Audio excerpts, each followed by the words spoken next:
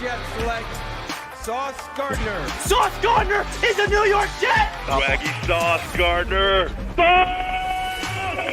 I love Sauce. I love his tape. I love his press technique. I love his confidence. He has everything you want to see in the position. And I think Robert Saleh in this scheme is perfect. It's a hand-in-glove fit for him, man.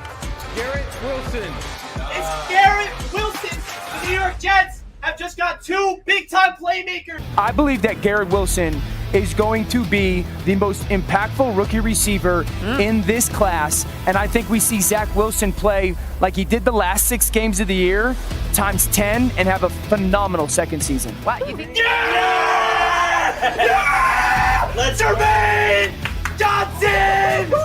Breece Hall, running back, Iowa State. Breece Hall, oh my God, they got him! They went offense. They went with the best running back in the draft. Jeremy Rucker, oh my God! The Long Island native is a New York Jet!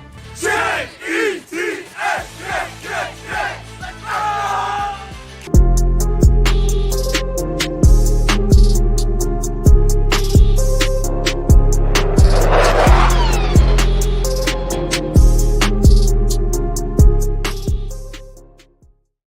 Yo, what is good, Jets Nation? Welcome back to another Jets Media live stream, and we are here on another Victory Monday. Want to know why?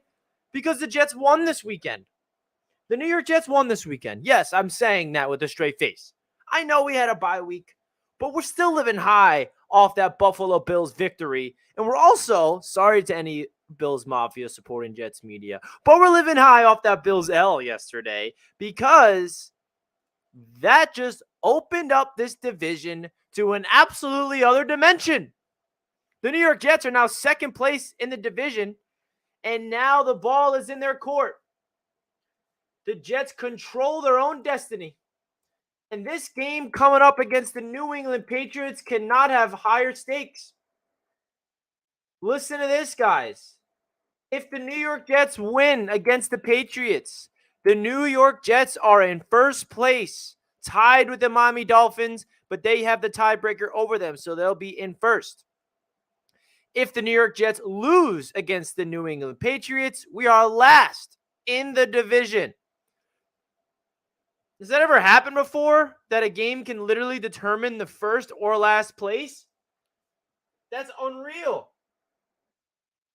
It makes no sense. But that's how competitive the AFC East this year. We unfortunately have to be in the best division in the NFL. But it is okay. We cannot worry about other teams. We need to focus on ourselves as a Jets organization. And I think that this Jets team is going to do just that. So yesterday, a lot of good things happened in terms of in the NFL for the Jets. Now, we needed 3 things to happen, and 2 out of the 3 happened. We needed the Bills and the Dolphins and the Chargers to lose. The Dolphins won in blowout fashion, but the Chargers and the Bills lost. Now, why is that big? We'll start off with the Chargers. Chargers are not in our division, but the Chargers are a team that is fighting for a wild card spot because I don't think the Chargers are going to win the AFC West. I think the Kansas City Chiefs has locked up that division, in my opinion. But if the Chargers won last night, all of a sudden they have the same record as the Jets at 6-3. But the fact that they lost, they're at 5-4. So now the Jets and the Bills are tied in the wild card spot at 6-3, and then the New England Patriots are right behind them. So the Chargers losing is huge because at the end of the season, it's going to come down to tiebreakers. It's going to come down to a lot of things when it comes to the playoff race. So I'm really excited, man, to talk about yesterday and, of course, talking about the Jets' second half expectations. And this is going to be a live call-in show. We're going to work this show similarly to a traditional Victory Monday or a game after a loss where we talk about the Jets. We get into the chat. We're going to have you guys come on the show, voice your opinions about the state of the Jets, the expectations for this week heading into the New England Patriots game. A lot of things to break down. This coffee tastes amazing because the Jets are 6-3, by the way. So let's get into the chat first. How you guys doing? Everybody do your boy a favor. If you missed me, if you missed the channel, if you missed the Jets, hit that like button for your boy, everybody. Let's get some tunes on. so we can bop our heads to some tunes while we're getting into the chat. Everybody, please do your boy a gigantic favor. Hit that like button, everybody. Smash it, smash it, smash it. All right, what's good? What's good? Boys, Jets first next week. Let's go. Let's hope so, brother. That Bills and Vikings game was nuts. That was probably one of the best games I've seen this season, no doubt. That was the game of the year. Definitely catch of the century with Justin Jefferson. I mean, that game was crazy. I mean, me and Jack were watching that game like the Jets were playing. Like, we were rooting for the Vikings so hard. I know every Jets fan was. And when Josh Allen fumbled it in his own end zone, and then he threw that interception, oh my gosh. I had a $5 parlay for $10K yesterday. No way. JaCrispy is living large.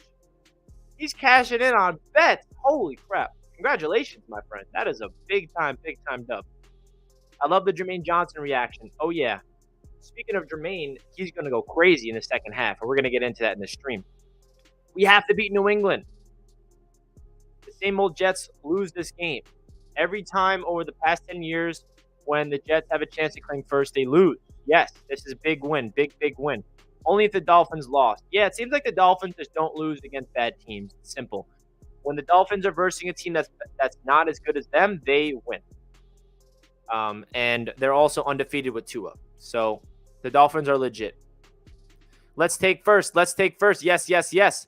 Vikings games was Broncos. Oh my gosh, it was. Good morning, my man. Good morning. We running away with first place. You already know Jets forever. Speak that into existence, my friend. That's the greatest catch in history of football. I agree, bro. I mean, the catch of ever. Justin Jefferson is unreal, and the Jets are going to have to go up against Justin Jefferson, and I can't wait to see that matchup. The Jets are going to have to go up against Justin Jefferson, and that boy is something special. Justin Jefferson, I think, has you can already argue that he's the best receiver in football. It's not like yesterday's game was the reason why he's the best, but I think yesterday solidified it. I think the argument's done. Like, I think Justin Jefferson is the best receiver in the NFL, in my opinion. I mean, he's unbelievable. He is unbelievable. Really, really is. Really, really is. So, guys, we're just starting today's Victory Monday show, and some people are like, Richie, why are you calling this Victory Monday? Well, we are winning right now. We're 6-3. Let's keep celebrating the dubs. All right? So, guys, do your boy a gigantic favor. We have just under 100 people tuning in with only 35 likes. So, please do me a favor. Hit that like button, guys. Really does help out the channel a ton. And before we get into the live chat more and go into the segments of today's live stream, we're going to hear from the sponsor of the Monday shows on Jets Media, which is Mojo. And look who's rising on the Mojo market. The Wilson duo is rising on the Mojo market, ladies and gentlemen. Zach Wilson is going up, as well as Garrett Wilson. That's what you love to see. Covered in Sauce with a $10 donation says, I'm a lifelong Hawkeyes fan. I decided in 2009 to follow the team that drafted my favorite running back, Sean Green. He was a beast. I've never wanted to win a game as bad as I want to win our next game. Oh my gosh, me too, man. Me freaking too, bro. This game, I mean, I feel like we say it every week, but it's true. They get higher and higher. The stakes get higher the more you get into the rest of the season. And the fact that this game is about either first or last place in the division, that's all you need to know. So, Covered in Sauce, I appreciate the $10 donation. I'd love to hear your story about becoming a Jets fan. And the donation goes a long way on the channel, my friend. Thank you so much for the $10. Everybody give Covered in Sauce some dono hype in the chat. So, we have Zach Wilson and Garrett Wilson trending up on the market. Now, Zach Wilson hasn't been trending up recently, so this is a positive sign that the market really sees value in Zach. Now, if you guys are not aware what Mojo is, again, it is a sports stock market that you can download today by scanning the QR code. You download the app, and you can see the top risers and the top fallers, and you can invest like it's a traditional stock market. It's basically like another version of sports gambling. So if you're into sports books, you're into daily fantasy, this is another version of that I think you guys would be very interested in. So say, for example, you invest in Garrett Wilson, you buy 2 shares of him, right, around $30. And then after this week, he goes off and his share price goes up to like, up to 50 to like $16. You're up money there. I mean, I'm assuming you guys know how the stock market works, so it's pretty similar here. So if you want to invest in Garrett Wilson at $14.75, now is the time to do that. If you want to invest in Zach Wilson at $32.02, now is the time to do that, because they're only going to get higher and higher as the season goes on. If you look at the Jets running back duo, they're both trending up as well. Michael Carter at only $6.11 is a freaking steal. I mean, I think he has the best value on the Mojo market right now in terms of Jets players. At $6.11, Michael Carter, that's going to be up to $9 by the end of the year, no doubt. I mean, buy your share in Carter. James Robinson, he's at $8.82. He's trending up as well. I think he is a very good you cannot have asked for a better replacement for Breece Hall, right? We're not replacing Breece Hall with Breece Hall, but you got to bring in a solid running back that can attack the open holes with balance and vision and footwork and protecting the ball and being smart. And I think James Robinson proved to be a big-time addition. And then looking at the tight end duo, they're both trending up as well. It's green for them. Now, if there was one tight end I'd lean more towards in terms of investing in Mojo, it's definitely Tyler Conklin, because Conklin is a guy that is more involved in the passing game, where Uzama's role is more blocking, and the numbers, I feel like touchdowns and yards and receptions are going to help out the market rather than just blocking. So I'd invest in Tyler Conklin if you were going to invest in one of these two guys. And then the 2 players on the Jets market that's trending downwards, Corey Davis, who's been injured, which is obvious, and then Elijah Moore, which is obvious as well, demands a trade. Jets are not getting him the ball at all. That's another topic I want to get into. The Jets are actually transitioning him to the slot, so we'll see if he's going to get more looks, at least some targets through the air. So these are 2 players that are not trending good on the market. But again, guys, that QR code on your phone screen or on your laptop, wherever you're watching this, scan that QR code or just simply click the link down below in the description and download the app today. It would mean a lot to the channel if you guys can help me out. Just download the app and because I'm having a lot of fun on there, and I know you guys would as well if you downloaded the app. All right. JaCrispy giving me $10 out of his 10K winnings. Thank you so much, bro. Richie, where are you from in Long Island? I'm from Lindenhurst. Went to high school at Ruckert and played in a flag football league with him. Watching him body seniors as a freshman was nuts. Jet up, baby. I'm from East Meadow, so that's like 15, 20 minutes from you.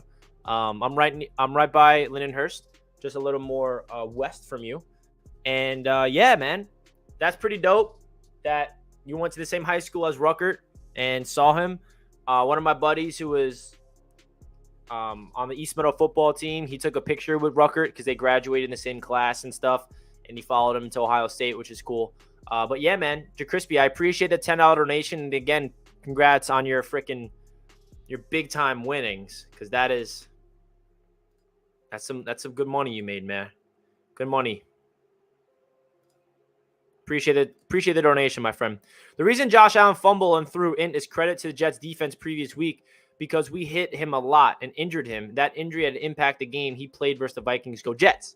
Yeah, I mean, obviously the Jets did not, injure Allen on purpose, but I think their defensive game plan, a lot of teams are going to look at what the Jets did to him and try to replicate that. Because if you can get to Josh Allen on a 4-man rush and drop 7 back and still have someone to spy him, that's the formula to locking down Josh Allen. Poppy with the $5 super chat. Thank you so much, my friend. A great member of the channel. Love you guys. You know what will be cool? If you guys at the AFC East roundtable, you should do a collaboration with Clickbait Sports there on YouTube, Richie. I'm not familiar with Clickbait Sports. I can definitely look them up. Let's see. Who's Clickbait Sports? Is he a clickbait guy? I'll look him up right now for you. I'm thinking of starting a Jets roundtable. Clickbait Sports. Is that a channel? I don't know. I'm looking it up and I don't see it. Yeah, I don't know who Clickbait Sports is. So I'll definitely do some research for you, my friend. Thank you for the donation as always. I hit the like button for your Jets media. Thank you, Roadrunner. I appreciate that. Oh, we got Raheem from Amityville. Shout out Long Island. Shout out Long Island. If Lamar played like Allen did yesterday, they'd be calling him a bum and can't throw. That is very true. Now, the one thing about Josh Allen that I think we can all agree on is the media doesn't really talk about him when he's playing bad in terms of like the negatives. Like they're not bringing up that Josh Allen leads the league in interceptions, that Josh Allen in the last 3 games. I mean, guys, Jets fans don't want to admit it, but the reality is Tua Tagovailoa is playing better than Josh Allen this season. That's pretty crazy stuff. Tua's playing like one of the best QBs in the league, right? If you look at stats and wins, there's no quarterback that's playing better than Tua right now. And especially if you compare Josh Allen to Tua, it's night and day. I mean, Zach Wilson, he's 5-1 as a starter, but he's not putting up those numbers because the Jets don't need Zach Wilson to put up those numbers as of yet because of how good the team is around him, right? So that's really where where I want to get into in this stream, guys. Let's talk about the Jets' second half expectations, man.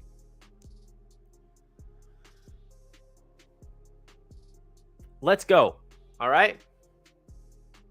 Jets' second half expectations. Now, let's evaluate what happened in the first half in terms of how are we succeeding.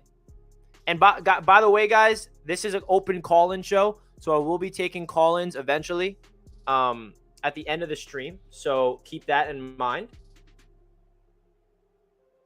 Just so you guys know.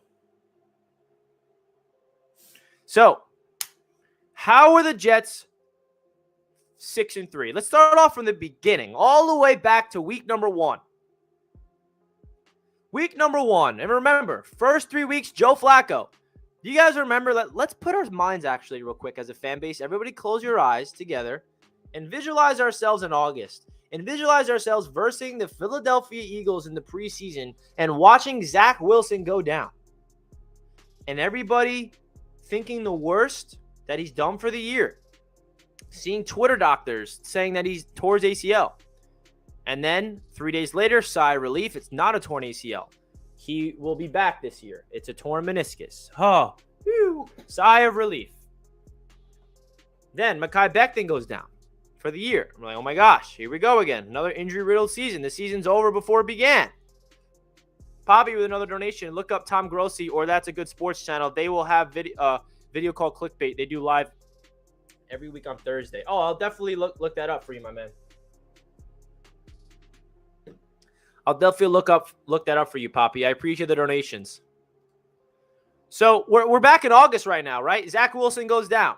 Mekhi's done for the year. We're starting off with Joe Flacco. Now, at that point, I remember me thinking, like, oh my gosh, like, why can't we ever just go into week 1 with a full bill of health? The odds are stacked against us again. And then week 1 against the Baltimore Ravens comes around. Baltimore comes to town in a rainy, wet day, and the defense does a great job containing Lamar Jackson, by the way. But the special teams stunk. Zerline couldn't hit a field goal. Brady Mann was shanking punts, and the offensive line cannot protect. And Joe Flacco's throwing picks and ducks and had no time, and it was just a sloppy day. Loss. 0-1. And I think a big part of the season that a lot of Jets fans are forgetting about is that week 2 game against the Cleveland Browns. Please do not forget about how special that game was, and that is a big part of the story of why we're 6-3. And I know some people say it's a fluke, but at the end of the day, there's a lot of things that the Jets executed in that game to get that W. Now, being down, what was it, 30-17 or something like that? I don't even remember. And then Joe Flacco finds Corey Davis. All right, touchdown. Holy crap, we have a chance. Now we have to actually go out there and get an onside kick. And the Jets execute the onside kick that they practice all throughout training camp, all throughout the summer. Brady Mann executes it to perfection, gets the ball back, and then Joe Flacco goes down the field and gets the game winner to Garrett Wilson, and that was Garrett Wilson's breakout party.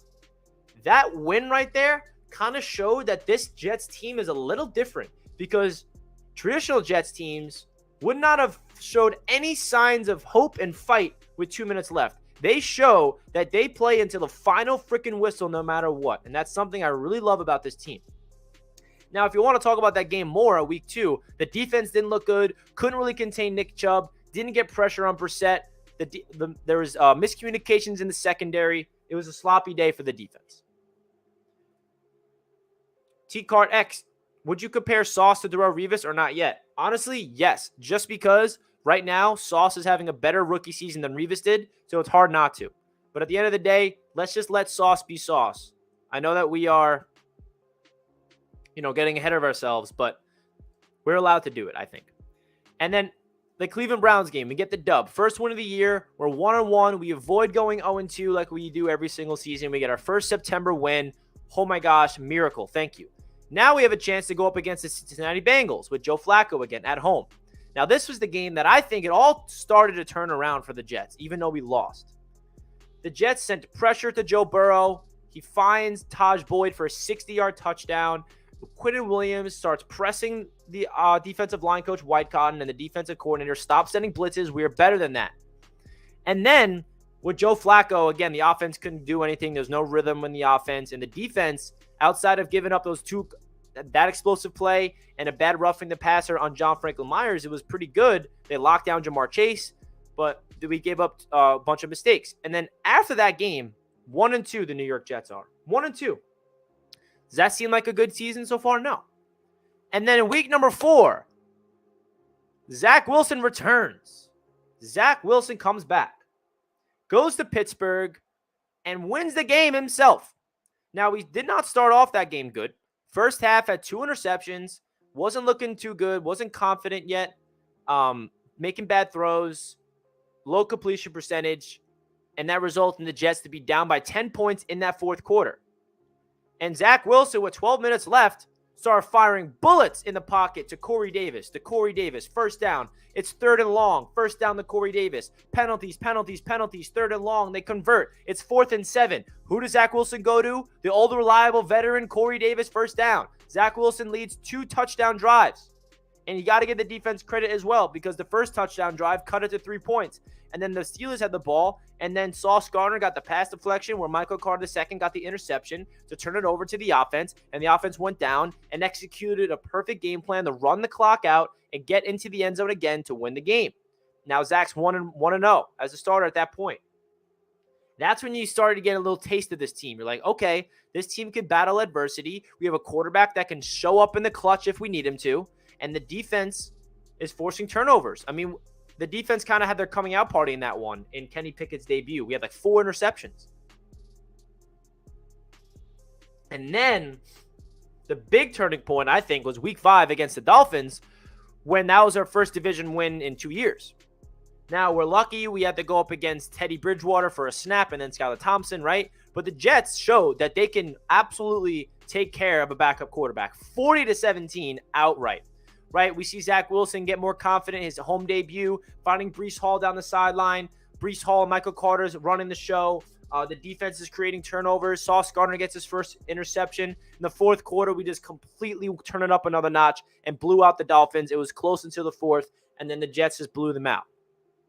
We contained Tyreek Hill and Jalen Waddle to perfection in that game. I'm aware that they did not have Tua, and it's obvious that that team is completely different with Tua Tagovailoa. But the reality is, you can only verse who's on your schedule. You can only verse who's healthy. And that's who the Jets versed at that time, and they got the job done, 3-2. And then we go on the road to the Green Bay Packers. Game of the week on Fox Sports. And I know the Packers are not the Packers anymore, but we went to Green Bay and gave them an L in Lambeau because of the identity of this team. And what is the identity of the franchise right now, guys? What's the formula to winning for this Jets team? We all have figured it out by now, right? Running the football, playing great defense, winning on special teams, and limiting turnovers. That's the identity of the team. It's exactly how we beat the Green Bay Packers, bro. We literally went through an entire fourth quarter without passing once. We ran it down their throats. We were forcing turnovers. We're winning the field position battle. We get a blocked punt for a touchdown. We're winning in the trenches. That is the staple of the franchise. And that victory was the first statement because we beat Aaron Rodgers. We beat the Green Bay Packers. Zach Wilson's undefeated still, 2-0. We're 3-2. Oh my goodness. And then we have to go on the road again to Denver, who is one of the best defenses in the league. We're going up against another backup quarterback. Feels like a trap game. The Jets grit out a victory. It wasn't a good victory because we lost ABT and Breece Hall for the year, but Breece Hall had his explosive 62-yard touchdown. We won that game on defense. We won that game with special teams, and we won that game with fight, man, and physicality, 16-9. And that was a phenomenal game. And then after that, we go back home to the New England Patriots, and at this point, we felt like we had a chance to finally, squander the history of the Jets and the Patriots, which we have a big chance again this Sunday, as we all know. But there's so much hype leading up to this game. And Jets fans were on cloud 9. We're on a 4-game win streak. Everything's doing well. We're 5-2. I mean, everything's going well. Defense, Patriots aren't playing that great. They're coming off a bad loss on Monday night. 4-game win streak. And then Zach Wilson throws for 355 yards and 2 touchdowns, but 3 bad interceptions that cost them the game. And we're going to talk a lot about the Jets and the Patriots this week, don't you worry. But when we talk about the last matchup that we had, that was such a winnable game where I feel like the Jets lost that game because of Zach Wilson's mistakes. And the reason why he made mistakes is because the Patriots defense does a great job of knocking Zach Wilson off of his spots. Zach Wilson, by the way, I'm sorry to any Zach Wilson haters in the chat, you don't want to hear this, but the reality is Zach Wilson, statistically, is a very good quarterback in the pocket this season. The issues with Zach this year is when he's scrambling out of the pocket, when he's running for his life, when he's trying to make a play, when he's throwing it out of bounds, when he's throwing interceptions. I mean, Zach, if you look at the numbers in the pocket, his quarterback rating is high. His completion percentage is high. Everything's looking good from Zach in the pocket. So the Patriots did a great job defensively in that game to knocking him out of the pocket and forcing him into erratic throws. And that's no excuse for Zach, because when you're out of the pocket, you don't throw it to the defense. You throw it out of bounds. And then after that game, Jamie, I see the donation. I'm going to get into that in a sec. I appreciate you. And then after the Patriots game, that's when a lot of Jets fans started to question themselves again. Oh my gosh, 4-game win streak, but we can't even still beat the Patriots. We were quarterback making boneheaded mistakes. What are we? Are we still like the same old Jets or what? Now we have to verse the Bills. Season's crumbling before our eyes. Listen, I don't blame Jets fans for feeling that way because we have PTSD. I understand that. But how about the Jets coming out there against the Buffalo Bills and beating their asses?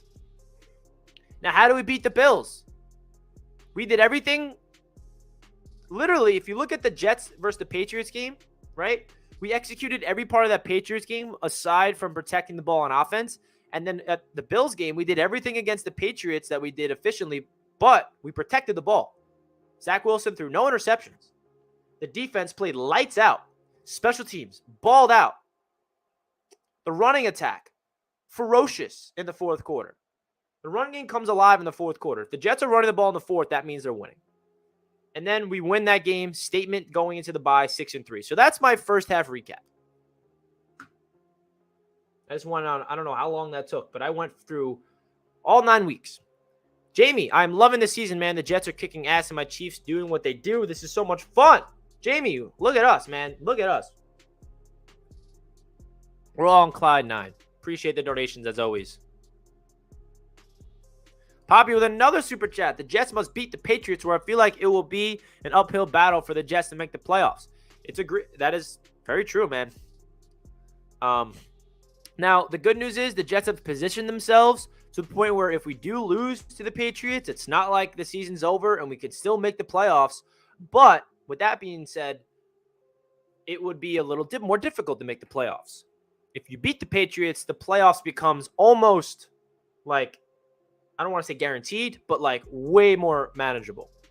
Way more manageable. It's Patriots week, so that's going to be the highlight of this season, of this week, excuse me. Right? So now if you want to talk about second half expectations for individual players, for the team, right? First and foremost, let's talk about Zach Wilson. Now, I think it's reasonable for Jets fans to expect a jump from Zach Wilson in the second half. Last year, he did it. Last year, the first half of the season was not good. And the one thing about Zach that I've noticed in the first 2 years where his stats all the negative stats seems like are all comes from like 1 or 2 games, right? Last year, he threw 4 picks in 1 game against the Patriots. This year, he threw 3 picks in 1 game against the Patriots. Seems like he gets it all out of the way. Now, hopefully that's behind him, right? He doesn't have a game like that again. But what I want to see from Zach Wilson improve on is literally doing, like, everything he did against the Buffalo Bills is what I want to see Zach Wilson do for the rest of the season. That's all I want to see from him. Because that means that the Jets are winning. They're playing winning football. They're protecting the ball. They're running the ball. They're defending well and playing great special teams. And I'm sorry for all the fans that prefer stats over wins. But what Zach Wilson did against the Buffalo Bills is the formula to victory for this Jets team. That is it. 154 yards, 1 touchdown, no interceptions, 72 completion percentage. What more do you want from Zach in that game, guys?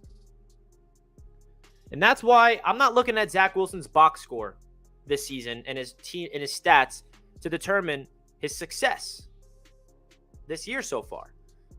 Now, obviously, Zach needs to improve. And I'm not saying he doesn't. He drastically needs to improve if this team really wants to be something better than just like a playoff team.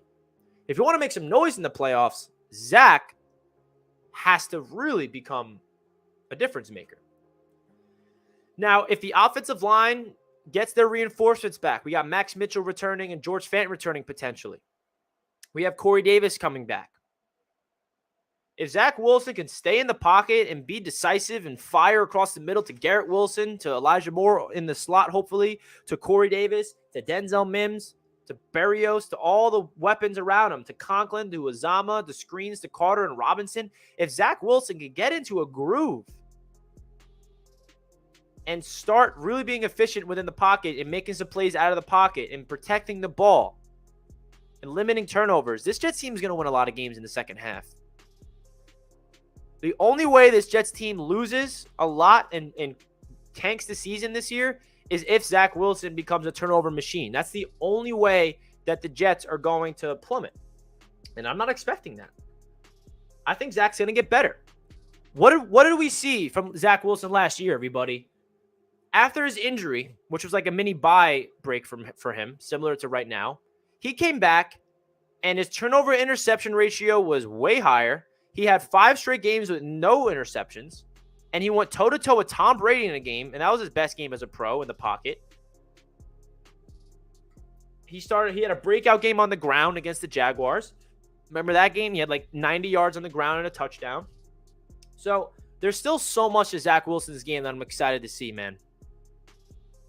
There's still so much room for improvement in Zach Wilson. Like, if you don't see that raw trait, that raw power, that raw potential of Zach Wilson has, then you're just a hater. Now, the reason I say that, there's no guarantee that Zach puts it all together and becomes like the superstar. That's not my point. But if you're a Jets fan or an NFL fan, you watch Zach Wilson throw the football with the motion that he has, with the quick release that he has, with the athleticism that he throws with, that he possesses with his legs. He has the traits to be a good quarterback. It's just all about, can Zach really learn from his mistakes, play within the structure of the offense, read defenses, scan the D, look at your first and second reads, and play with good instincts. That's what's going to make or break his career. It's up here. He possesses the physical qualities, which is why I'm never so quick to write him off after a game. I allow him time to battle through his adversities because he's a young quarterback. He's in his 19th game coming up, right? So that's really my assessment of Zach Wilson. If you want to talk about stats, I think that we should expect as a Jets fan base to look at the stats before the bye and then after the bye, and it should be an improvement. It should be. And I think Zach has proved to be a quarterback that can learn from his mistakes and get better as the season goes on. Because not only is Zach going to get better, but there's a good chance that the players around him gets better, that Garrett Wilson's getting his groove as a rookie, that Michael Carter's is getting more comfortable being the lead guy, with James Robinson understanding the scheme more, offensive line getting more reinforcements, Corey Davis coming back. So the offense around Zach is going to get better. Now, when it comes to the stay on the offense, The running attack, right? Does this running game have another dimension to reach as well? Now, the best part about the Buffalo Bills game for me personally, guys, is that it showed that how much it sucks. And when I emphasize sucks, I can't even say it enough. How much it stinks that Elijah Vera Tucker and Breece Hall are done for the year. That Buffalo Bills game proved that we can win without them. Because in the fourth quarter, we literally did exactly what this team has done with Breece and AVT to win games, and that's running the football in the fourth quarter. We got James Robinson, and we signed Cedric Ogbuye. And those two guys plug in. Next man up mentality. That shows you how good this coaching staff has been to prepare these players for these opportunities. James Robinson comes in. He gets the ball 3 straight times and goes down the field for 40 yards. We still have Michael Carter. We have reinforcements on the way back. So the fact that we were able to beat the Buffalo Bills in that fourth quarter with 7 minutes to go and run the ball down their throats all the way down to the goal line without Breece Hall and without Elijah Vera Tucker, that tells you a lot about this team. That tells you a lot about this team.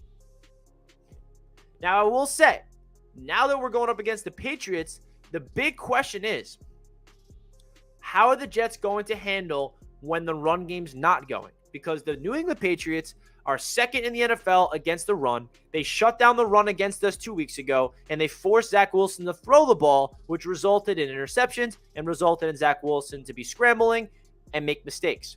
So how does the offense look when they're stopping the run? When they hand the ball off on 1st and 10 and it goes for a yard, and then they hand the ball off on 2nd and 9 and it goes for 3 yards, and it's 3rd and long, right? That's what's going to be the X factor. How does the team respond? How does Zach Wilson respond? Good thing is, we saw in that Buffalo Bills game, all right, you stopped us on 1st and 2nd down with the run. All right, 3rd and 5. It's your time, Zach Wilson. Your time, Zach. In the fourth quarter, in the red zone, go pick us up a 1st down. What does he do? Ball snap, drop back, fires a dart, a laser beam accurate ball to Denzel Mims for the 1st down to move the chains. I mean, that was a special throw. And it was a little throw. It wasn't splashy. But what that shows me is that Zach Wilson is not afraid of the big moments. He's not afraid of the big opportunities for that. He looks so calm, cool, poised, confident, swaggy. Just, boom, 1st down. He's like, all right, let's do this. Like, there's no situation that feels too big for Zach. And that's what I've really grown to appreciate about him. Like, that was a big throw. Like, if Zach doesn't hit that throw, we're going to kick the field goal and give the Bills even more time to go down the field. So that's really it offensively speaking for the second half that I'm expecting. Talk about the defense. Does this defense have another level to reach in the second half, guys? Is that too much to ask? Because what more does this defense need to do? The next level defensively, in my eyes, is 3rd down defense. Because against the Patriots, as good as our defense was pressuring Mac Jones and forcing turnovers, we stunk on 3rd down. It was 3rd and 6, 3rd and 4, 3rd and 2. And it felt like the Patriots picked up the 1st down all the time with either Mac Jones scrambling or just crossers over the middle. Whatever the case may be, the defense against the Patriots looked elite on 1st down, elite on 2nd down. But on 3rd down, they could not get a stop. So I think that's the next step because the pressure has been consistent with the 4-man rush. The secondary has been blanketing people back there. Now, if they can really hone in on defense on 3rd down and force them to punt more, that's going to be the difference. And also continue to force turnovers. That's really it. Can the defense do that? Can the 4-man rush continue to get to the quarterback? Is Quinnen Williams going to be like an all-pro? I mean, he has 7 sacks already. Is Carl Lawson going to reach another gear? My breakout star of the defense in the second half is Jermaine Johnson. Oh, look at that. Right when I say his name, he comes on the slideshow. That's when you know what's going to happen. Jermaine Johnson, his first game back. And by the way, Jermaine Johnson has been hurt for 3 games, and he's 3rd on the team in sacks. What does that tell you? Jermaine has 2.5 sacks, tied with John Franklin Myers. I think Jermaine Johnson is destined to have a breakout game and a breakout second half and prove to be a top rookie defensive player in the league. I think he possesses everything you need in a defensive end for the system. Because, for example, if you want to compare Jermaine to Bryce Huff is a situational pass rusher, and he's so valuable for that pass rushing opportunities. They sub in Bryce Huff for those third down pass rushing opportunities. But you can't really trust Bryce Huff on running downs. That's the difference. Nothing against Bryce Huff. It's just not his strong suit. It's okay. But Jermaine, you can play him on first and second and third down because he's good against the run and he's good against the pass. So Jermaine is another piece of the defense that I'm excited to see flourish.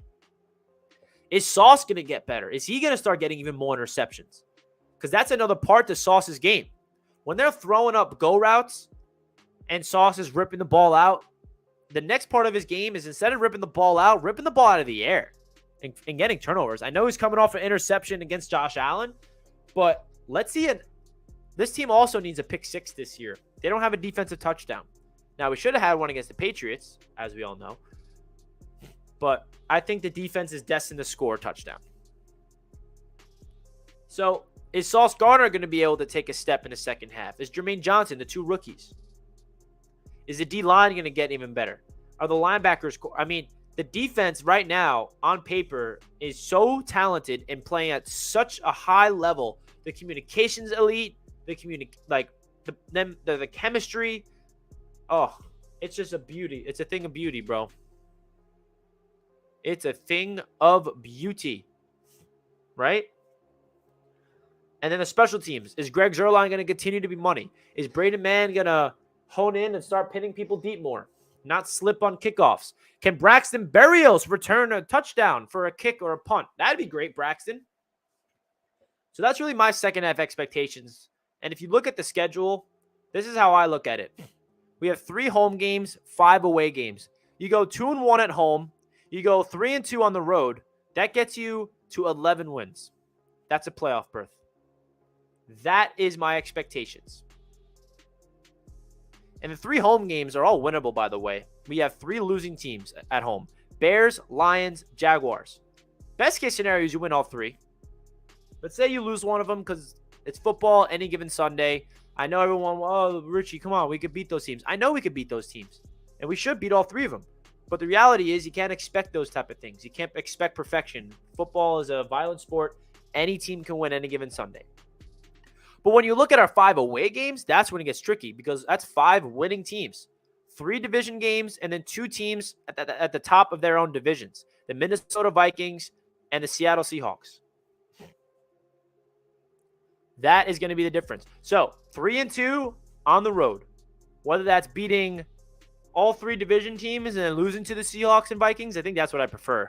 If I could win 3 out of the 5 games on the road and they're all against the division, we beat the Patriots and then we beat the Bills and then we beat the Dolphins, that's what I want. But say we lose to the Bills again, but we replace it by beating the Seahawks or something like that. That's really the way I look at it, right? Best case scenario is, right, 6-2?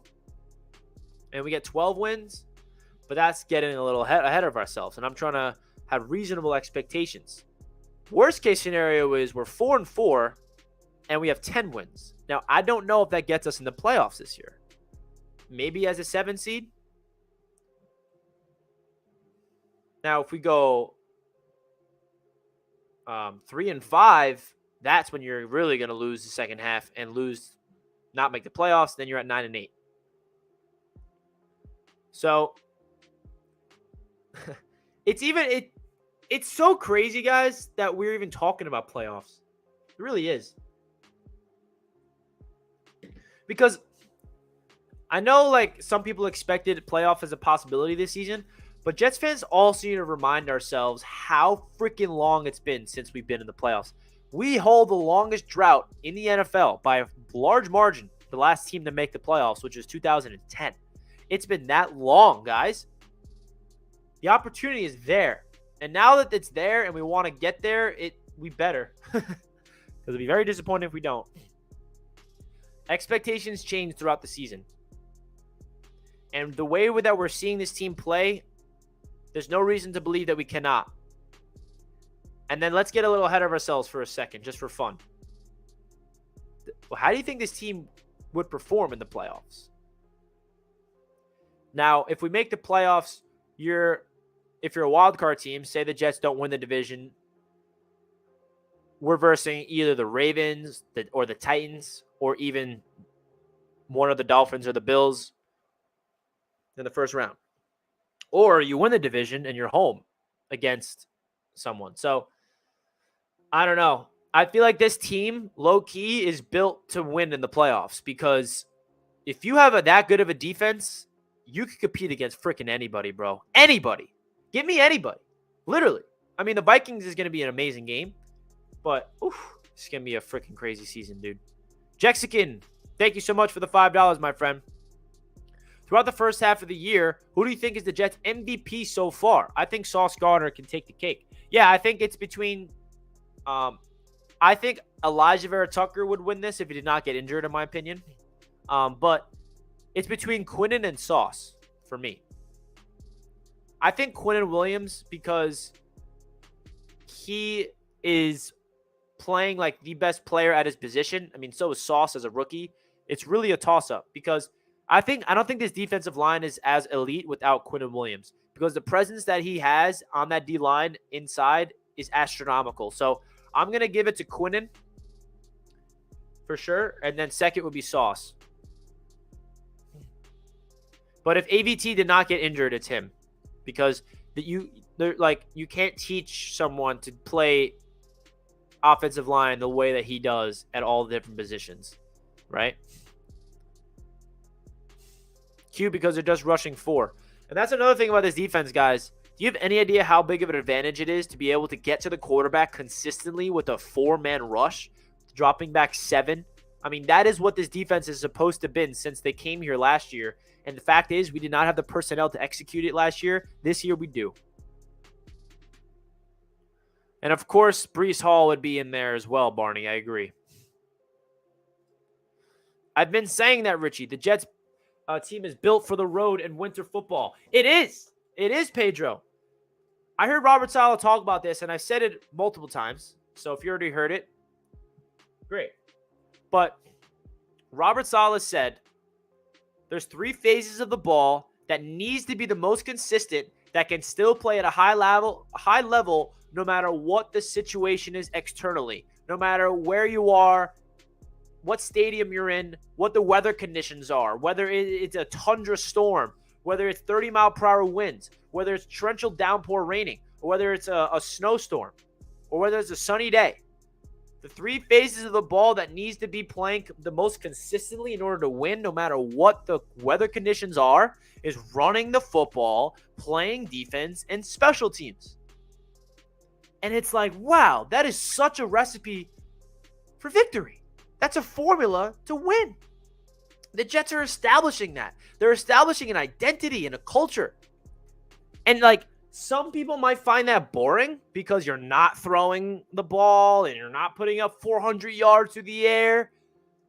You're not having 3 touchdowns through the air. But I don't give a damn how we win.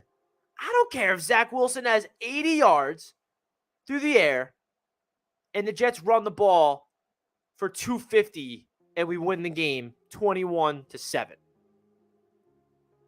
I don't care. Play smash ball. Play physical, play more violent, win in the freaking trenches, and win the turnover battle. If Zach needs to hand the ball off 50 times, so be it.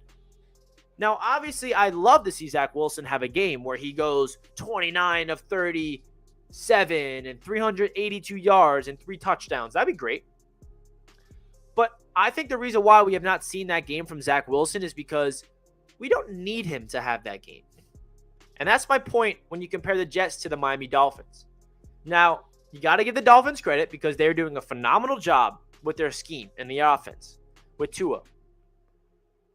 But the way their games are going, and they blew out the Browns yesterday, so it wasn't really close. But usually they're in shootouts where their defense is not playing that well. Their defense had a bounce-back game yesterday, but the offense is relying on Tua to get those explosive plays to Tyreek and to Waddle, and that's why he's putting up efficient, great numbers. And it's a big credit to McDaniel. It's a big credit to Tua, the quarterback, and of course the weapons around him for it all to work. But if you look at the New York Jets and how they're playing, they don't need Zach Wilson to put up those numbers to win. And that's my point when people complain about Zach Wilson not putting up great numbers. Don't worry about Zach Wilson not putting up those numbers because we don't need him to do that to win. And that is unreal. I'd much rather be a football team that does not need their quarterback to put up 350 yards a game to win than having a team that's so freaking good around the quarterback that they can win that way. Because that's a playoff caliber team where you don't have just a great quarterback with a crappy team around him. You have a great team around a young quarterback who is developing. That is where the Jets are right now. If you watched the Niners and the Colts last night, and the Volts, I guess you mean the Chargers, and the Volts last night, you see what the Jets will be coming a year. Only better. This is brutal football. Take no prisoners. You guys rock. Blind Tom 61. Thank you so much, my friend, for the $10 donation. I agree.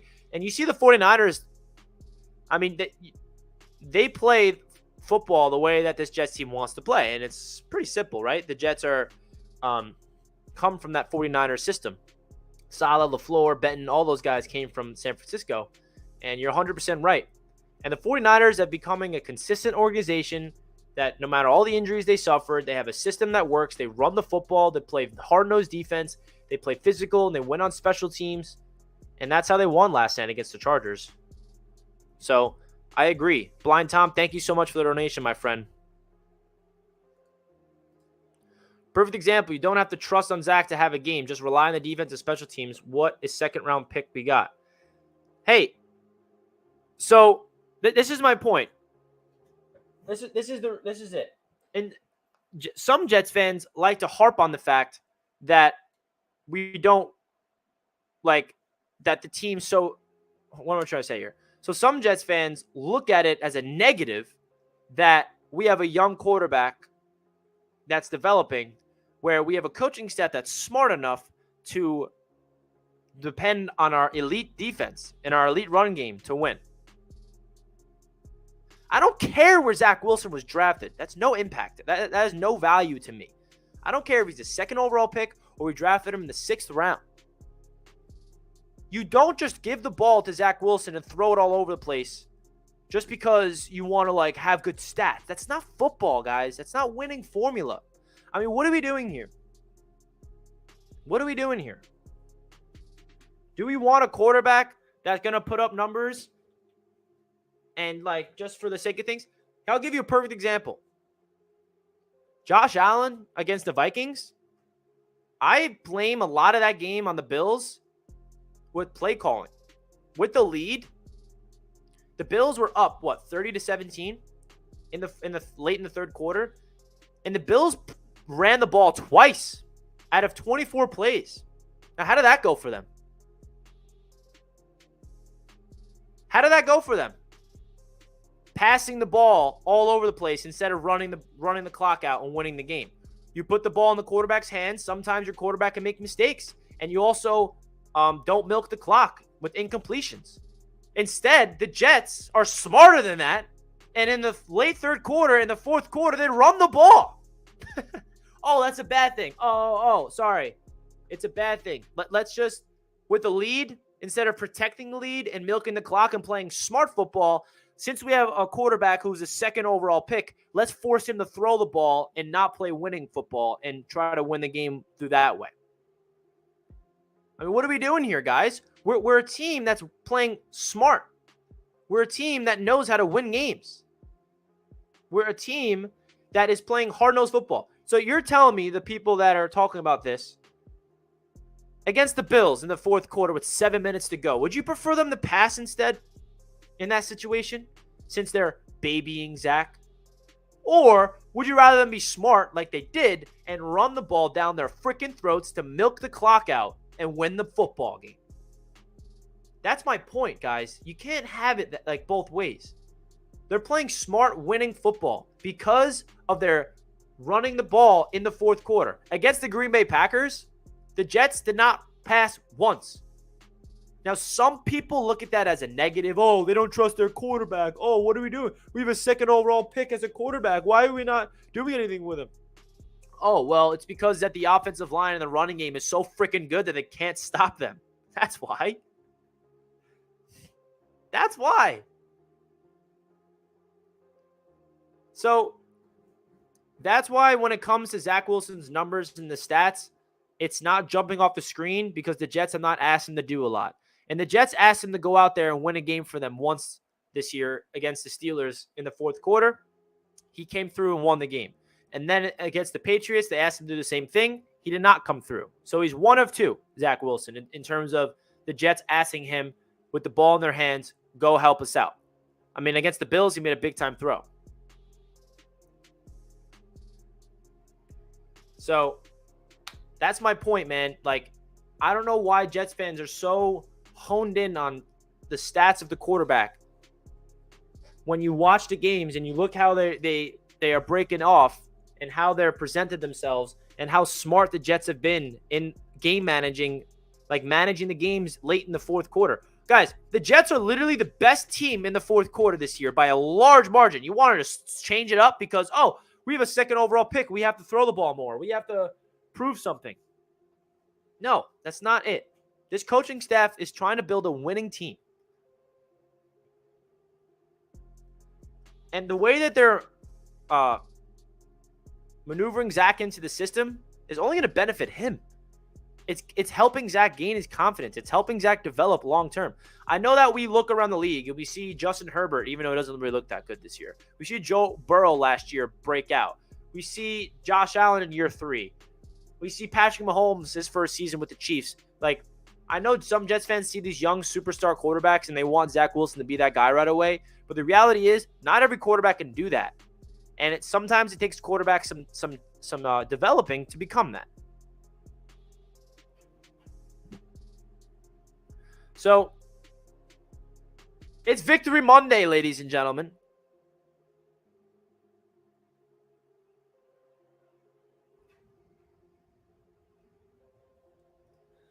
Richie, what makes Zach dangerous, even as a game manager, is that he can still escape when he has to. He can still make big throws when he has to. Facts, Barney. You're speaking 100% facts.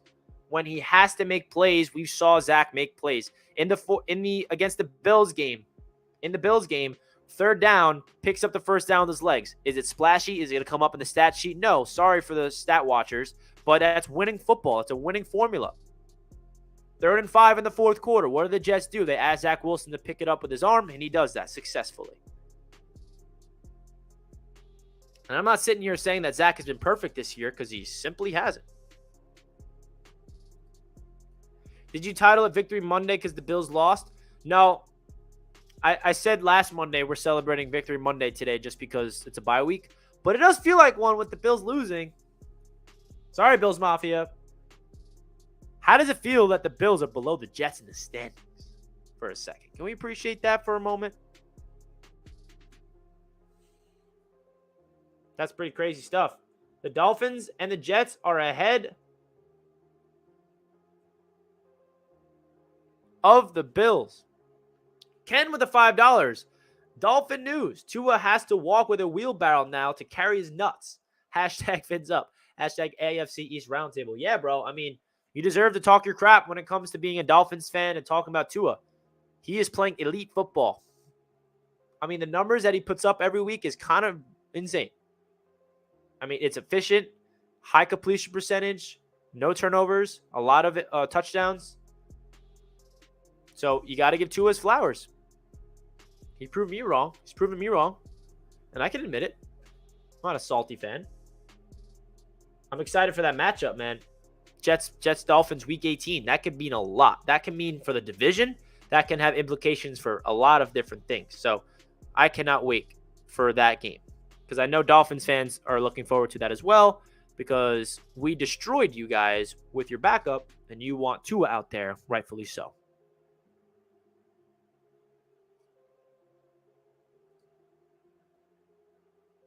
So the Jets have a big time week of preparation on the horizon. This is going to be... Now, I remember after we beat the Bills, a lot of Jets players in the locker room was already talking about this game against the Patriots. They were happy that they beat the Bills, but they were also like, I know that we got a bye week, but we got to freaking beat the Patriots. That team knows how much that game means to the fans and to the organization. because we got over the Dolphins. We got over the Bills. Can we get over the freaking Pats or what? Because this game against the Patriots has so much to it. It's either first place in the division with a win or it's last place in the division with a loss. Holy crap, that's crazy. Has that ever been a thing at this point of the year that it could be skewed one way or the other? Oh. Unreal, man. It's just unreal. And I think the X factor to that game is Matthew Judon. Because Matthew Judon was in Zach Wilson's face all 3 of his interceptions. Matthew Judon is very good at knocking Zach Wilson off of his spots. Now I'm going to remind everybody, Zach Wilson in the pocket has been very good this season. Whether you want to admit it or not, go look at the numbers. It backs it all up. And if you look at the Zach Wilson against the Patriots, and I know that the 3 interceptions outweigh it all because it lost them the game. But the reason why I'm bringing it up is because Zach Wilson, outside of those 3 mistakes, he had a very good game in the pocket that day. 355 yards and 2 touchdown passes, and all those came from within the pocket. When Matthew Judon pressured Zach and he had to spin around or run around and he make those idiotic mistakes, that's when he was bad. So if the offensive line can protect Zach, if Zach Wilson can get rid of the ball fast, make the quick reads, that's the key. Right there. Stay in the pocket, fire it. Garrett Wilson's open all the time. Feed that man. So Zach had a career high in passing yards that game because he was decisive and had 9 explosive plays in the pocket. One of them was out of the pocket that bombed the Garrett Wilson. So it's up to Zach Wilson to understand that he needs to get rid of the ball fast and early, because this is another big game for this offense, because the run game is not going to be probably at his peak against the Patriots. Patriots are one of the best teams against the run. So how can the Jets open up this offense through the air? Right? How are they going to be able to open this offense through the air for Zach?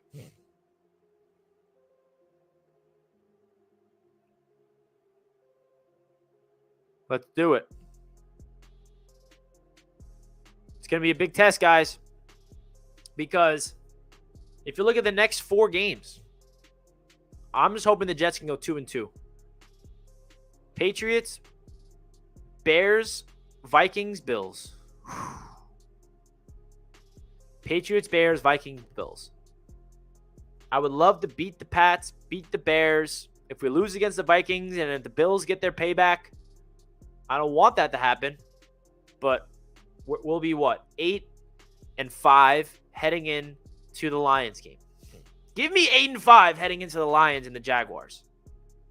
Then we beat the Lions, 9-5. Beat the Jaguars, 10-5. And then the last 2 games are against the Seahawks and the Dolphins. Give me that game.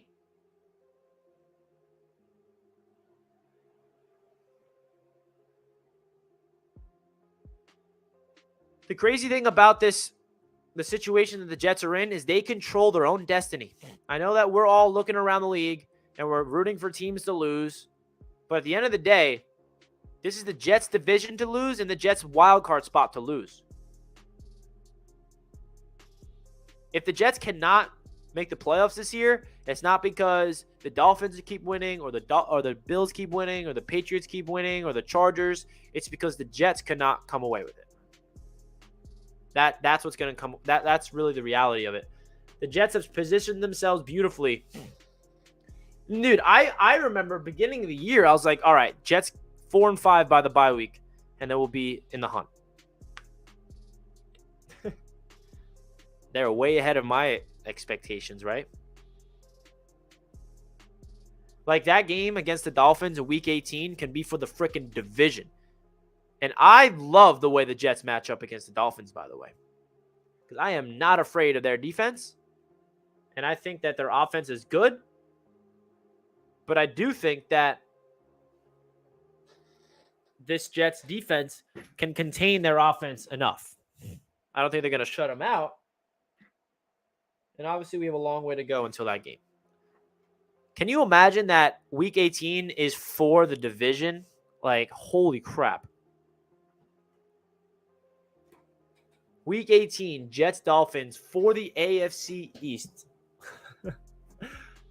I'll be flying it up to Miami if that's the case. But that's way in the future. We have to worry about what's ahead of us, and that is the freaking Patriots.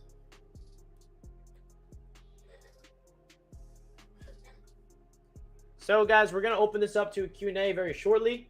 We'll start it off with a written Q&A. So if you guys want to ask me any questions in the chat, go right ahead. Super Chats cut the line and are priority. So Super Chats go first. But I'll try to get to all the questions that you guys may have in the chat. And also, please do your boy a gigantic favor and smash the hell out of that like button. Let's get to 100 likes. Please, please, please. How many likes do we got right now? Let's find out. Oh, we have 100 flat. Look at that.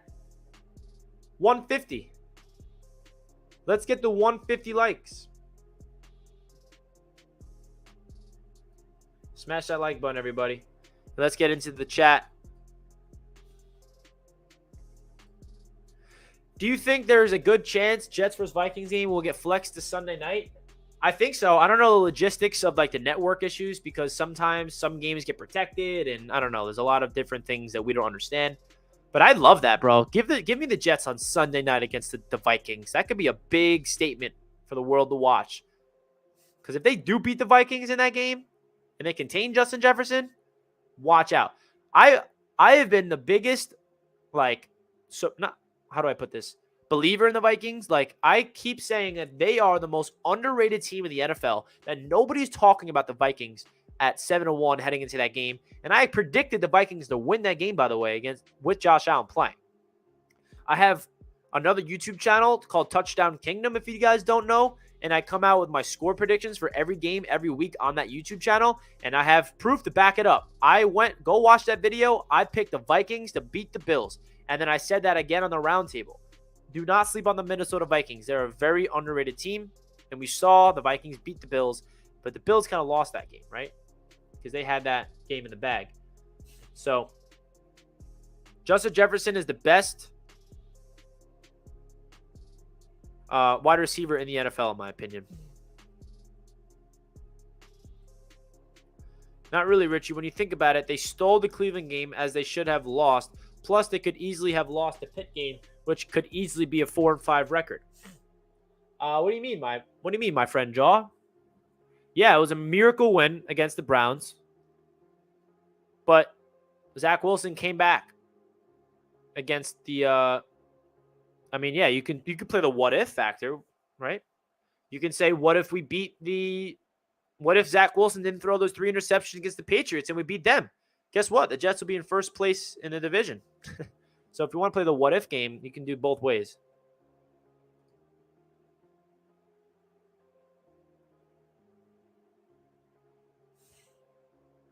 So again, guys, hit that like button, and we're going to open this up to a Jets Q&A.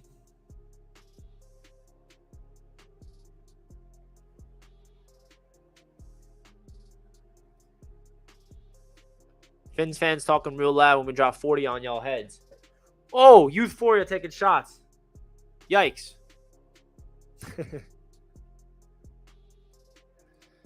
Vikings aren't all that. Their defense can be had. I hope so. I would love to beat them. That's going to be a tough game, man.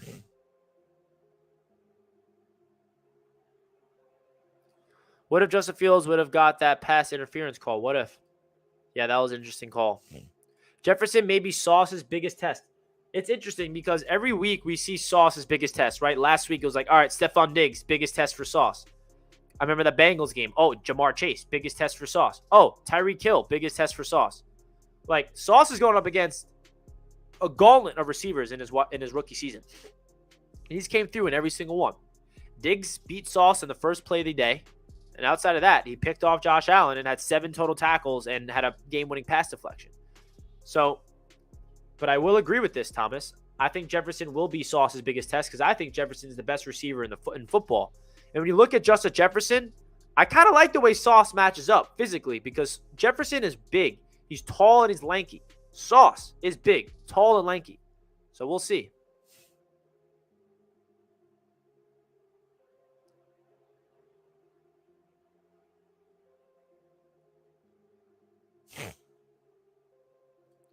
Jefferson has never seen a 6'3" corner that can move like him. Yeah, that's my point.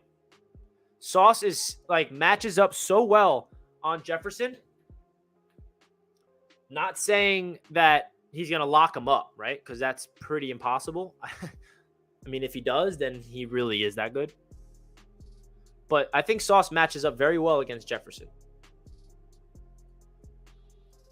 If you think Sauce was shut down Hill, you're delusional. Sauce had more PI calls in that game. It was funny. It was the defense as a whole that shut down Tyreek. I mean, yeah, you can make the excuse. You had Skylar Thompson out there, and it would have been different with Tua. I agree with that. But the Jets' game plan to shut down Tyreek in that game worked. And Dolphins fans and whatever fans that are looking at the Jets, please don't make it believe that Sauce is our only good player in that secondary because DJ Reed is one of the top corners in the NFL. Michael Carr II is one of the top slot corners in the NFL. The Jets have the best quarterback duo in the NFL. That's a fact. Go look it up. Go look it up. If you're going to sit on your high horse like delusional bias against the Jets and whatever positives about the Jets is wrong because I hate them and you can't admit that they have the best cornerback duo in the league, that's your problem. Because you can also make the argument that they have the best cornerback trio in the NFL if you include a slot corner, Michael Carr II. Sauce, number 2 corner ranked. DJ Reed, the 5th corner ranked in the NFL. Michael Carr II, the 15th ranked corner in the NFL. So don't make it believe that Sauce is our only good player. He's one of many. Which is why the Dolphins game is going to be so interesting because there's no doubt that the Dolphins have the best wide receiver duo in the NFL. The best. No doubt. I mean, I don't think there's a comparison out there that you can compare in terms of wide receiver duos. Tyreek and Waddle clears anybody else.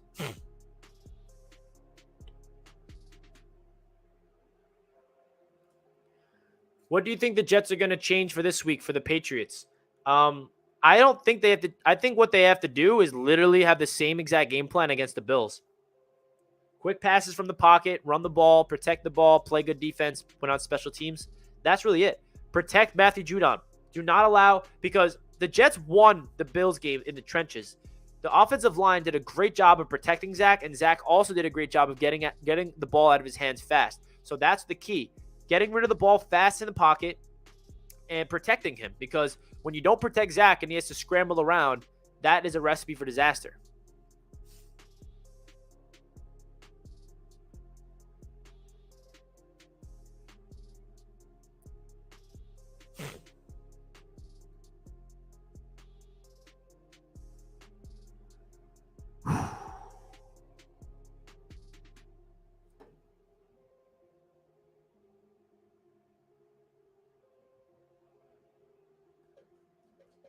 Oh my gosh. It feels so good to be talking about a 6-3 team.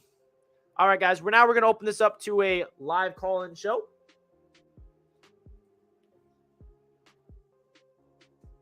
So if you want to call in and talk some football with me, come on in. Make your display name what your name is on YouTube so I know who is who. So call in, click the link at the top of the chat, and we can start having some conversation. So click that link. Join in. I'm going to be right back. And when I come back, we're going to be getting into the call-ins, baby.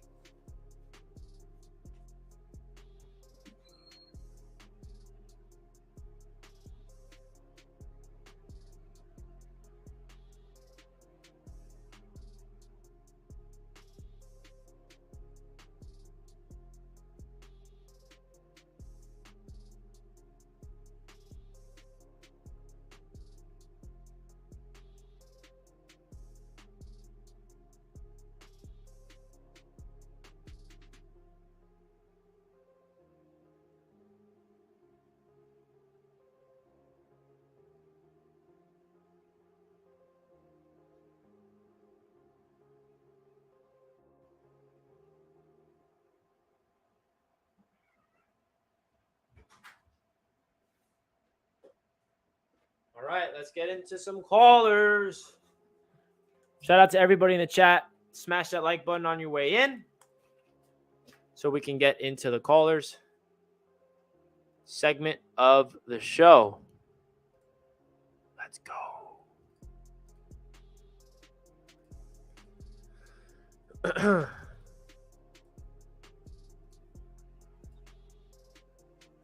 Jets Unleashed is in the house. What's up, my man? What up, man? How you like Victory Monday? Victory Monday again? I mean, what more can you ask for, my friend? Yep. It sucks that our standing didn't change. Again, we're still in the second place. I would have wished that the Browns would have done something to the Dolphins, but you know what? I take the Bills losing. You know what? Just to see them fail, not just fail, just to see that fail in that degree spectacularly, you can ask more than that, man. I'm sorry. Yeah, that was just so funny. We got as much as we needed as a Jets fan base on our bye week. We can't expect the Bills and the Dolphins to lose. As long as one of them lost and the Chargers lost, that's a big plus. Why? Because especially those Chargers and Bengals, those two are going to be the ones looking for a playoff spot. So Exactly. I've been looking at those games. Bengals had the bye this well, so it's going to be interesting going down who's going to be able to take the wild card spots. But not only that, dude, this team, if you look at all the schedule, we have the easiest schedule of the 4 teams out of the AFC East. So we should be able to, yes, because we only have the get better because they have like the easiest schedule I've ever seen in my life. Every opponent they've been going up against, it's like a team worse than them. Well, after next week, which I know they have a bye week this upcoming week, and then they go against the Texans, and then after that they have a gauntlet. They go against the Chargers, they go against the 49ers, they go against the Packers, they go against the Bills, Patriots, Jets. That's a gauntlet as itself. So, them and then Bills are having a meltdown right now. I don't know what's happening with them. So, and then with us, the only games we have to look forward to is this Patriots game, which we should be waiting for this revenge. The Bills and the Dolphins. All these other games we should be winning. We should not be scared of these other teams. We shouldn't. I mean, we just beat the Buffalo Bills, bro. I know that they lost yesterday, but at the end of the day, if you can beat the Buffalo Bills, you can beat anybody. And I'm not saying we're going to be 8-0 at the end of the season after the bye week, but the reality is the way that this Jets team is built and the way that they're playing on defense, we can compete and beat anybody. And that's the mindset that this team has. So there's no reason why the fan base can't have that mindset too. Exactly, and it's just how amazing how I'm so excited because of just watching these games, seeing how people are saying, "Oh, they're scared of Dolphins." I'm not. Our CBs are able to lock these wide receivers down. We see it week and week again. Stephon Diggs got one on Sauce, and then that's it. Obviously he's not going to be able to shut down 24/7. We wish that, but that ain't realistic. But to be honest, I'm excited. I'm excited to see how our defense go against these offense. And actually, this is like This is like the first time where I actually missed the Jets playing football. I said that earlier. It usually it's like a break from the misery. It's like, all right, we can take a breath of fresh air. But now it's like, oh, I miss this Jets team because they're playing great football. And you're pointing to the Dolphins. Like, I love the way we match up against them. And it's not a bad thing against the Dolphins because they're playing high level. They're taking care of their opponents. They have an elite wide receiver duo. But the reason why I'm confident about that game is because the way you shut down a top wide receiver duo is by having the best cornerback duo in the league on top of an excellent pass rush. So that's why I like the way that we match up against them, not to mention that I think that our offense can score on their defense. So it's not going to be an easy game. And that's a long way to go. I mean, it's the last freaking game of the year, and a lot of things have to go our way before that game even is meaningful. But I agree, man. I don't think it's going to be an easy game against the Dolphins. It's going to be a really gauntlet type of divisional battle with the way that Tua's playing. But I do like the way that we match up against them. Right. And for the Dolphin fan who wanted to talk about the PI stuff, remember, most of those PIs was because the quarterback threw it underneath. That was like the game plan. It was like, all right, Thompson, throw underneath, and then Tyreek will come and get you. And it just felt like that was the game plan. it'll work. Why? But Tua, it's not going to be like that with Tua. So we're going to be able to go out there and be able to sauce, and there won't be PI. We'll be able to shut them down with our CBs. Yeah, I agree, man. So I appreciate you hopping on, and I'll see you Wednesday night for the roundtable, I'm assuming. Yeah, man, I'm gonna be up there, talking that to the Bills fan, man. They lost spectacularly, and now they're gonna have to eat it. They're now. below us on the division. How about that? All right, man. We Man. appreciate the call as always. Jets Unleashed, enjoy your Monday, and I'll see you Wednesday, my friend. Always appreciate the call. You too. Jet up. Jet up, baby. Love that. Pedro says, I like the Bills losing just for the AFC roundtable. Facts, Pedro. They did that just for us. Dolphins fan says, crazy y'all think you're going to sweep Miami. Shake my head. Get realistic. So you're telling me the Jets fans have no reason to believe that we can beat you? We're not saying we're 100% going to beat you no matter what. We're saying, like, we just beat the Bills, man. I know you guys beat the Bills too, but that's not delusional, just so you know. If you're a Dolphins fan and you're a Jets fan confident that we could beat the Dolphins, that's not delusion. That's not being unrealistic. Just so you guys are aware. Right? That's Jets fans having confidence in our team that we can match up and beat you. That's not delusion. I give the Dolphins their credit. I think the Dolphins are a very good football team with Tua. And I think that the Dolphins that we saw week 5 is going to be completely different. But if you think it's delusional and unrealistic for Jets fans to think that we could beat the Dolphins, then you really are underrating this team, and continue to do that, because that's how we got you right where we want you. That's my take there. Let's get weird. Yo, Richie. Oh, he's back. What's good, bro? What's good, brother? How's life over there in Tennessee? Oh man, it's awesome. I was talking to my buddies from work. I'm like, if we end up in Nashville for the playoffs, I'm like, I'm buying everyone. That's possible. Oh my God, I would just think about it, get me going. You better be there. I will, man. Hopefully you will be too. Right? But I was thinking, I wanted to highlight something. Our defense, man. I mean, I think I looked it up. 3 times last year, we held a team under 20 the whole year. 3 times. 2 times this year, people have gone over 20 on us. Wow, look at that stat. Come on. That's a complete 180, bro. Like, and one of those games was against the Patriots, and the other one was what? Against the I think the Browns. I think the Browns took 31 on us, or 30. Damn, dude. Exactly. That really tells you how crazy is it that the Jets are went from last in the division to like not division, last in defense to top 5 in the defense in 1 year. Wild, bro. Wild. But yeah, I didn't know if everyone knew that stat, and I was like, I saw the. I mean, it really is insane how much like credit goes to not only the coaching staff but the front office to how they can do a 180 type of defense in one season. Like, I did not expect it to be this good that year. This good that quick. Did you? Yeah. Hell no. Man, I know Sauce is getting all the attention, which, I mean, he deserves it, man. He's an animal. But DJ Reed, bro, I think he has gotten in the mind of Sauce and, like, kind of showed him, hey, this is how you want to be in the NFL, blah, blah, blah. But this is wild, dude. Yeah, and that's another thing that I love that you bring up. Like, whenever there's an opposing team talking about the Jets, hating on us, like, oh, Sauce is overrated, Sauce this. I'm like, oh, well, too bad you're forgetting about Quinnen Williams and DJ Reed and Carl Lawson and all these other guys that no one seems to like speak about. It's just that Sauce is that guy's being hyped up because, you know, it's really hard for a rookie to play at the level he's doing. And we have secret weapons all over this defense, bro. Yeah.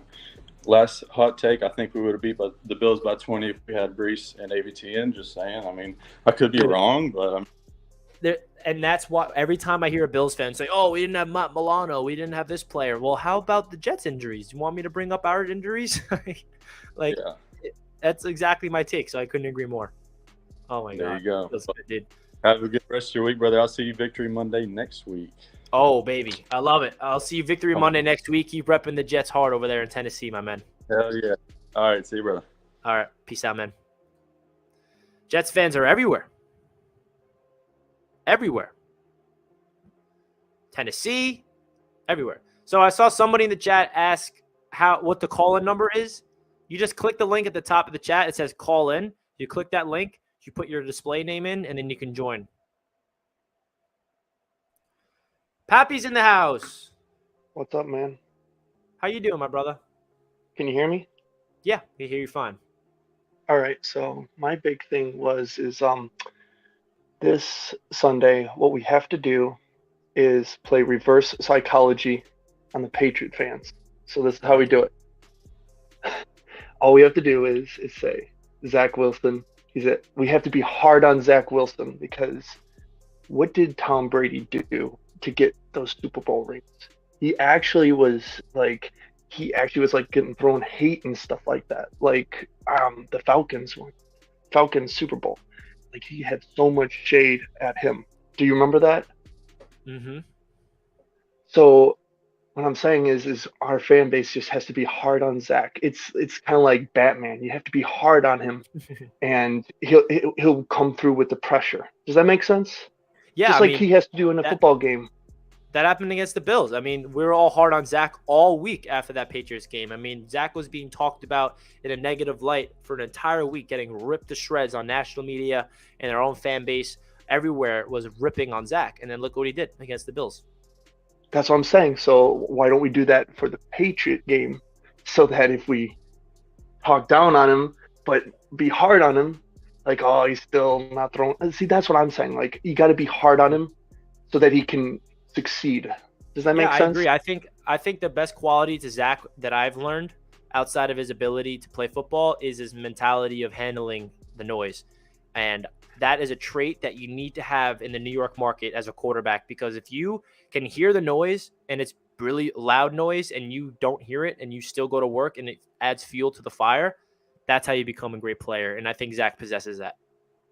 Yeah. So, and the other thing is I knew I was filling in those super chats with Tom Grassi and Let's Good Sports. Yeah. There's also Urinating Tree. He's from Pittsburgh. These are all different, and they're big YouTubers. Like, they have 300,000 subscribers and stuff like that. They're big. There's Packers fan, and the thing is with Tom Grassi is he's a Packers fan, but he's actually from New York. Oh, that's cool. Yeah, Yeah, there's a lot so of he Packers actually fans from New York.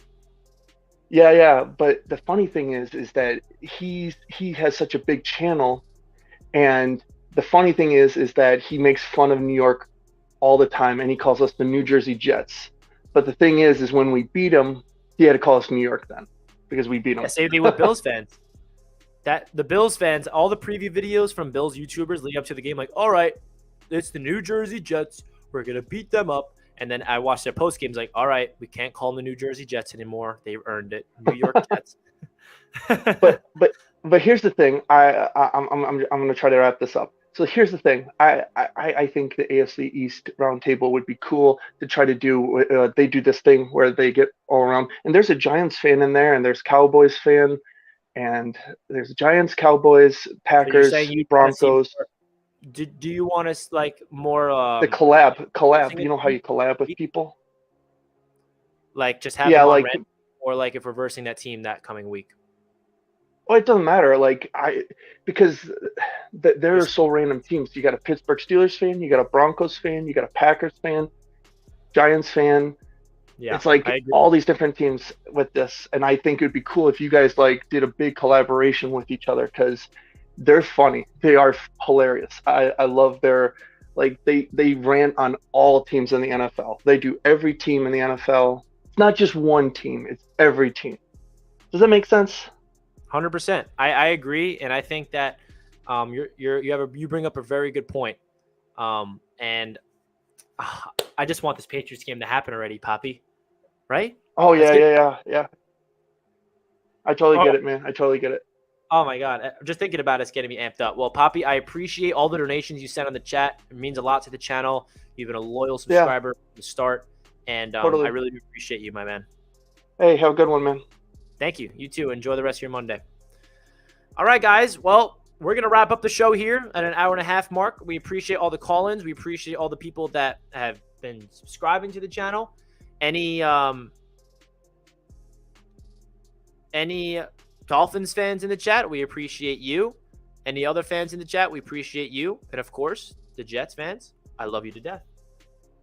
So I love you guys. Let's go Jets. And we're going to be live again tomorrow to talk about more cool things. Thank you to everybody. Again, Dolphins fans, Jets, Bills, Patriots, 49ers, whatever. Chiefs fan, of course. Got to represent Jamie. I love you guys.